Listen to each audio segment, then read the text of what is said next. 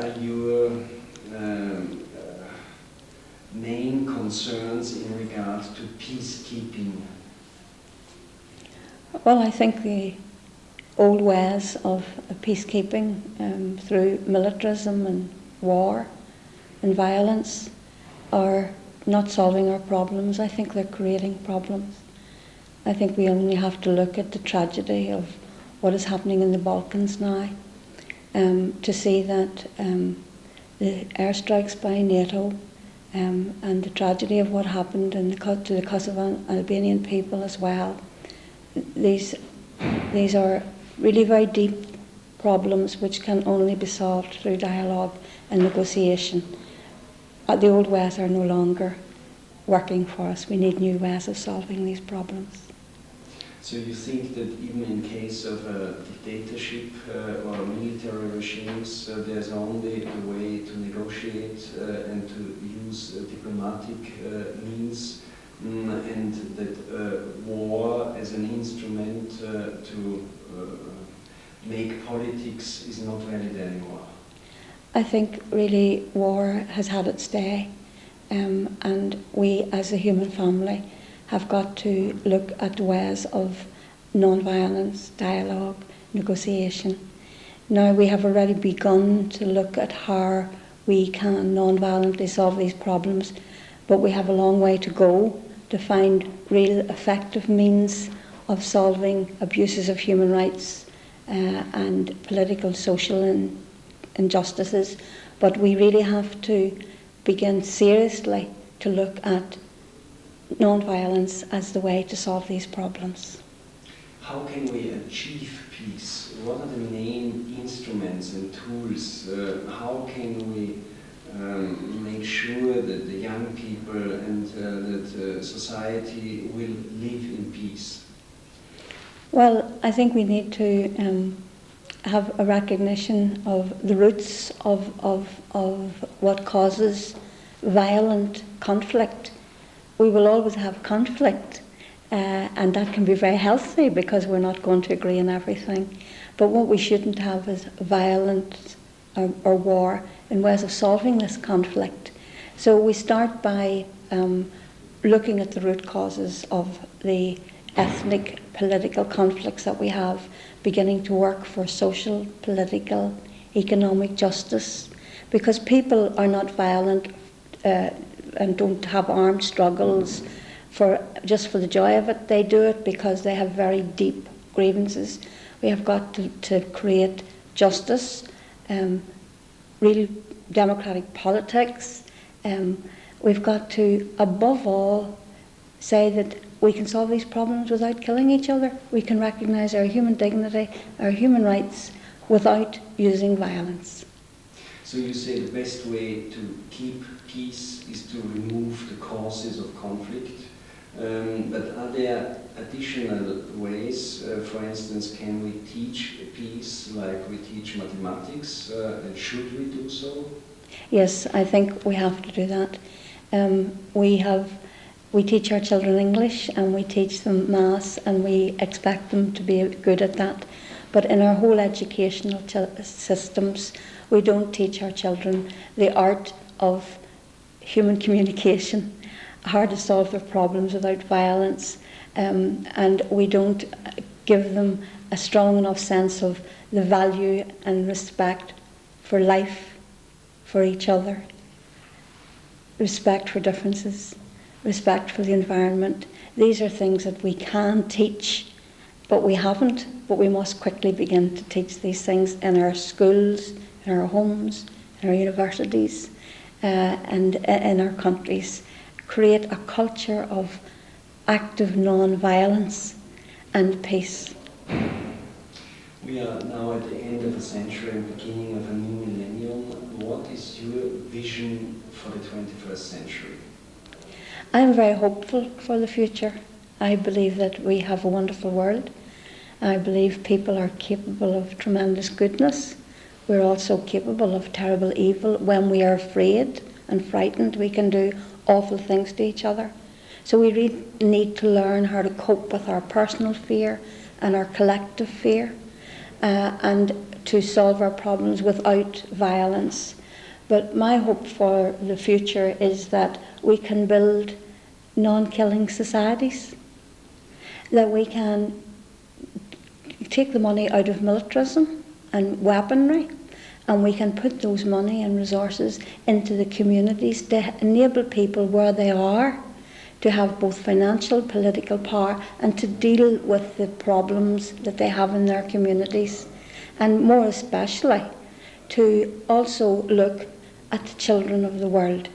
You see, I think if we ask what is happening to the children in the Sudan, to the children of Iraq, to the children of Serbia, the children of Kosovo, the children of Korea, the children of China, and where we see those children suffering, and the children are suffering in the world today, but where we see the children not having food, not having medicines, we zone in on those countries and we help them to solve these problems through their own resources, but also through our help of financial and help as well. So we really have to now focus in on the children of the world because they belong to us all.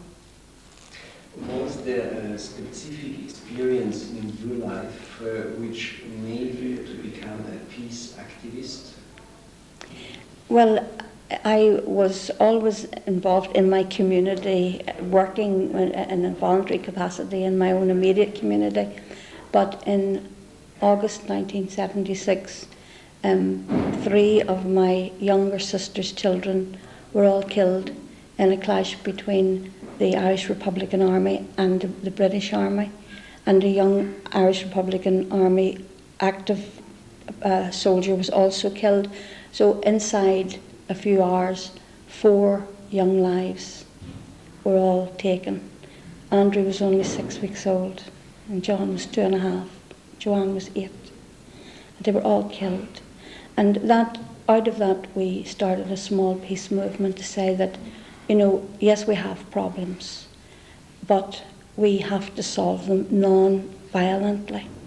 And that took a long time to get us to the situation in Northern Ireland where both the government and the paramilitary groups both begun to recognise that militarism, paramilitarism don't solve deep ethnic problems, that you have got to sit around a negotiating table with all parties and stay at the table until you find a political solution, because the civil community can build peace, relationships and friendships, but the politicians have to make the political agreements.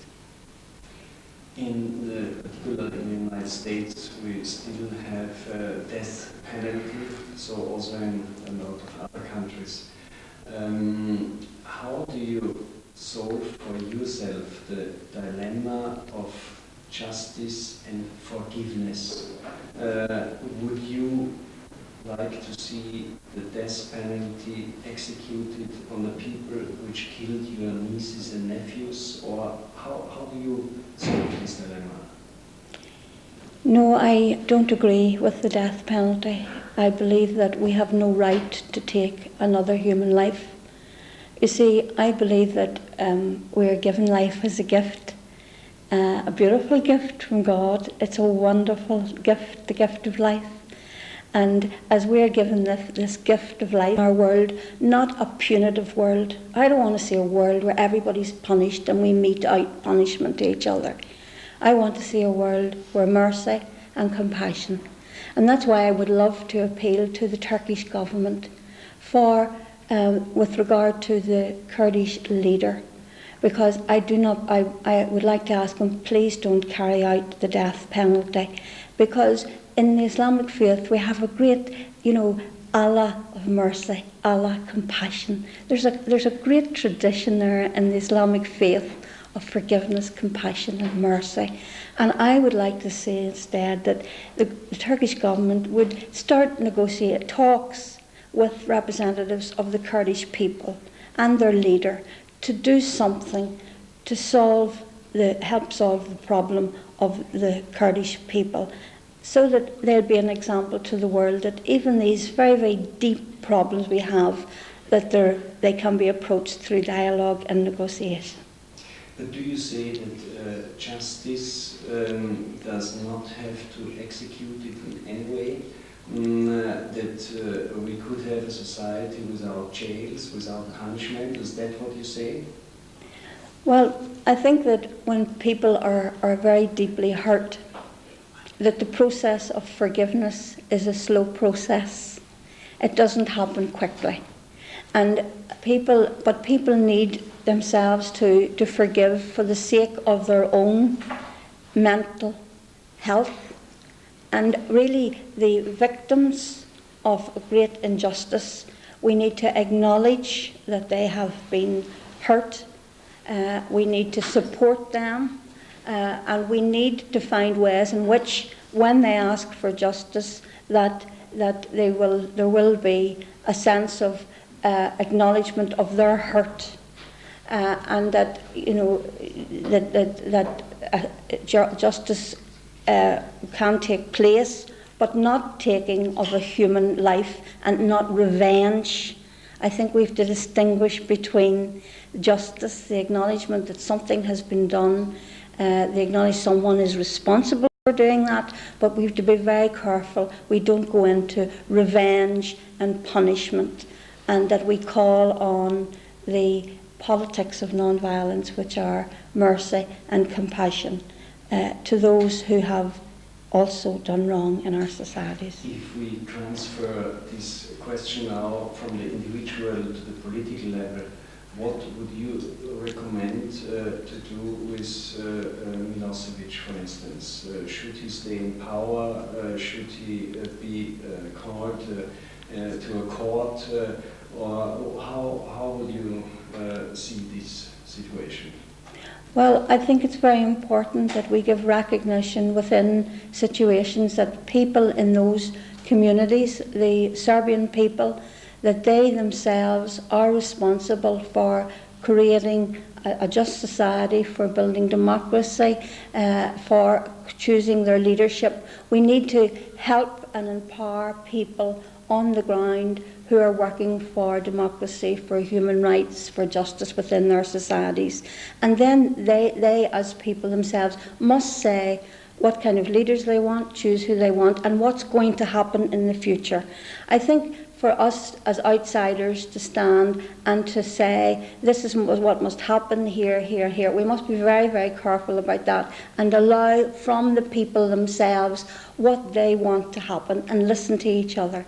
You know, I come from Northern Ireland and we only have 1.5 million people, but we have there many different perspectives, and what we're trying to do is to listen to someone who has a completely different answer, a completely different way of solving the problem, and coming together so that together, listening to each other, we can find solutions and ways through the problems. And that's what we really need to learn. There are no simple answers to this.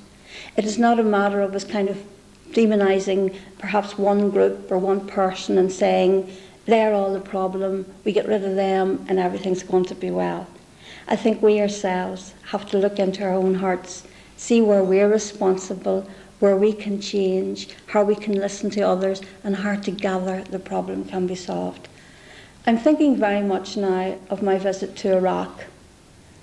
I went to Iraq in March with a delegation to find out what was happening on the ground in Iraq.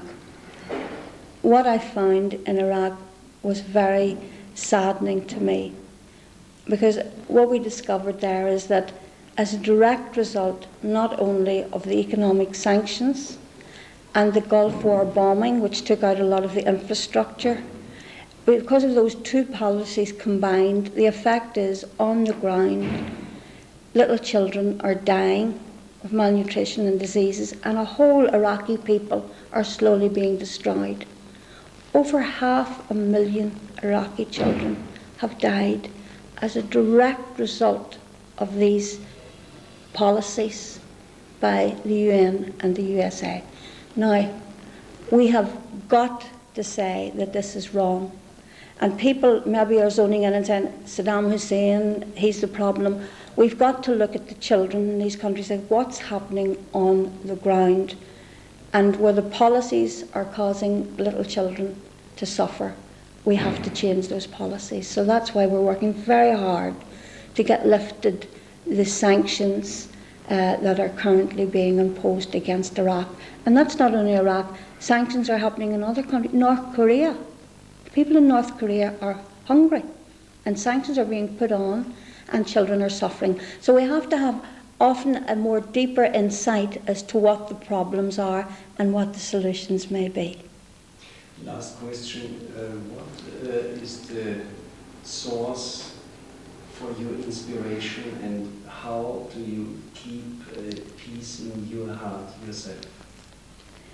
Well, my husband and my children and my friends are great sources of strength, because I know that working for peace and non-violence, that all around the world there are millions of men and women working, and I take great inspiration. And coming here, you know, we mightn't come off with great strategies, but we meet each other, we know we're not alone, and that peace is possible.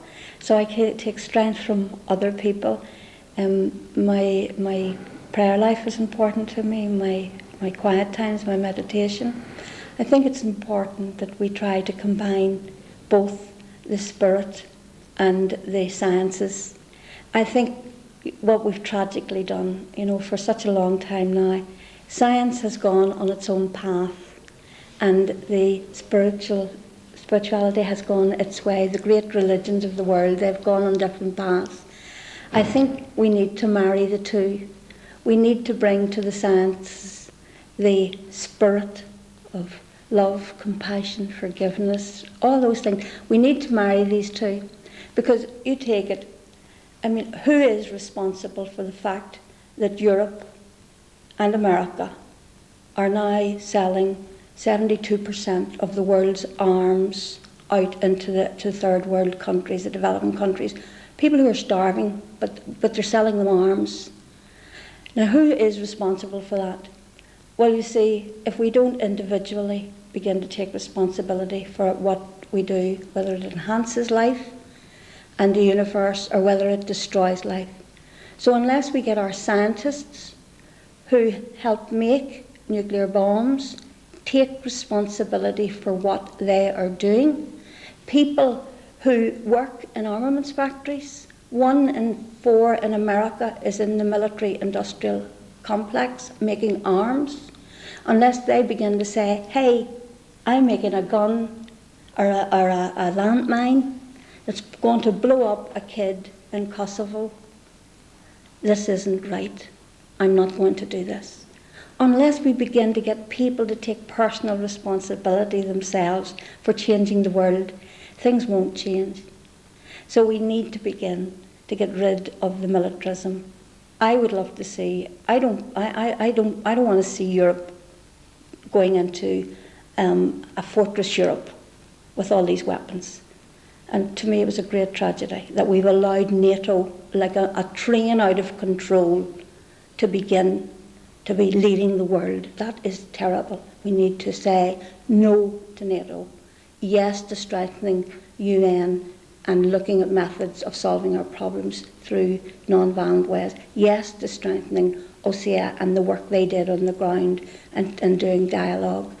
We need our political scientists to move out of the acceptance of military methods of solving our problems and to develop the ideas on how we can build non-killing societies. It is possible, but our scientists and our intellectuals and our artists and our people in the world today, we are one world. We are interconnected. We need each other. We need to begin to build a real culture of non-violence together. Thank you very much. I was waiting the whole time.